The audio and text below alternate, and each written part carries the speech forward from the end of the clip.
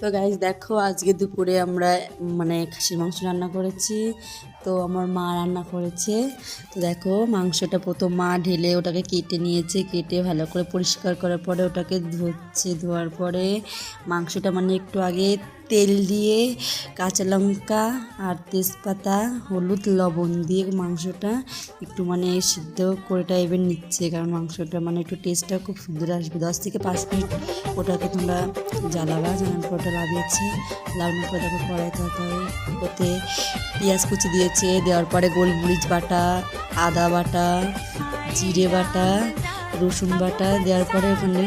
হলুদ লবণ দেওয়ার পরে ওটা মানে পেঁয়াজটাকে দিয়ে ওটা ভাজা করে গরম মশলা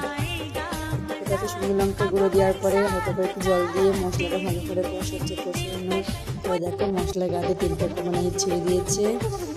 মা গাছে টমেটো কুচি দিয়ে দিয়েছে, টমেটো কুচি দেওয়ার পরে একটু নাড়াচাড়া করেছে, নাড়াচাড়া করার পরে তাকে ঠাক করে জল দিয়েছে, জল দেওয়ার পরে ওটাকে মানে মাংসটা যেটা লাগিয়েছিল মাংসটা দিয়েছে, মাংসটা দেওয়ার পরে তো দেখো আমার একটা উপর থেকে ধনে পাতা কুচি দেওয়ার পরে মাংস শেষ।